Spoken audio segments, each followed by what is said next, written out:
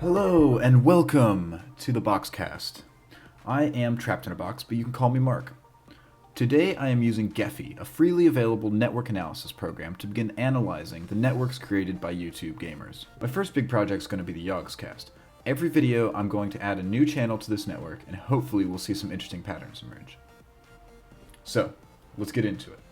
In the past week or so, I've gone through the videos on the YouTube channel Yogscast Lewis and Simon and recorded every single time a guest appears on their channel.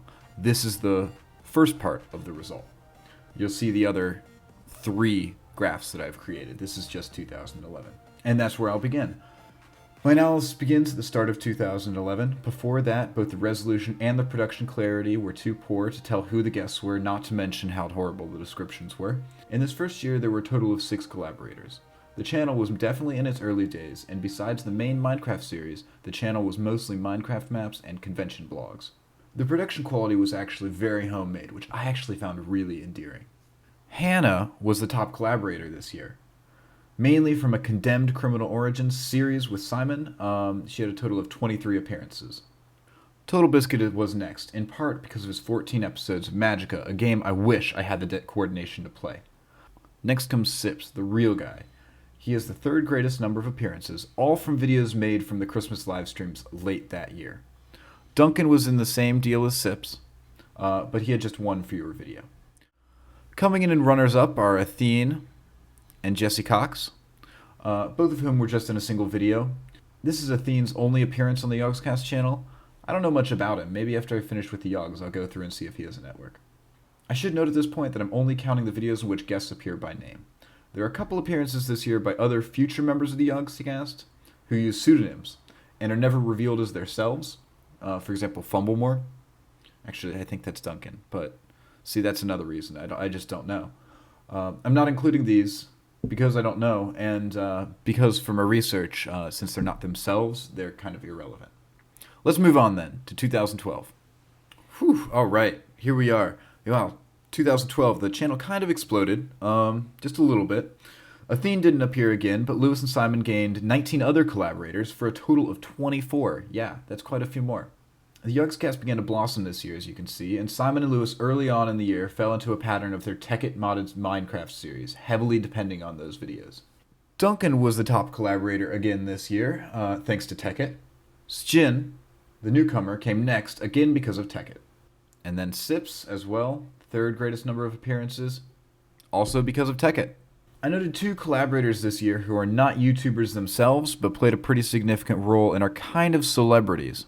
Peter Molyneux appeared, I think that's how you say his name. I hope that's how you say his name. Anyway, he appeared for an interview in 4 episodes, and though he was more of a topic than a participant, I thought it would be interesting to note him down and see if I end up making any more significant connections with people. Now, Warwick Davis. Warwick Davis appeared at the beginning of this year as a mere impression by Simon from one of the Yog pods, but by the end of the year he had appeared in person twice, so I counted his contribution at 3. This year also included a series called Top 5, which was just recounts of other videos, and I counted as derivative, not original content, so just like Fumblemore, it was ignored. In 2013, Lewis and Simon gained 8 new collaborators, but they lost 4, so they had a total of 28 collaborators. Things stayed pretty consistent, with modded Minecraft again as the main dish. Thanks to this, Duncan again was the top collaborator, followed by Shin, and then by Sips, again because of modded Minecraft. Now here we see Ridgedog though. Ridgedog started to show off his Gmod proficiency, and he became the 4th most common guest.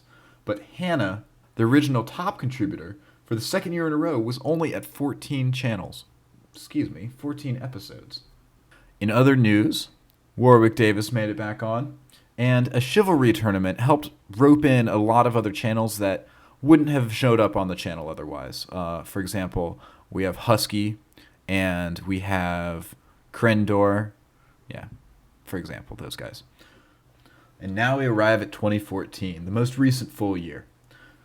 Lewis and Simon gained 5 new collaborators from The Office this year, but they lost 14 for a total of 19. Not having that chivalry tournament kind of hurt things for them. Losing collaborators, by the way, isn't a marker of declining popularity.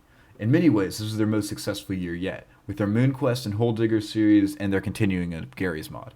Once again, Duncan took over as the top collaborator this year, but Sips overtook Jin as the second most popular collaborator, and even though Hannah really stepped up her game this year with Gary's mod, she couldn't beat off Hat Films from overtaking her. Strangely though, up until June of 2014, there was very little collaboration outside of MoonQuest.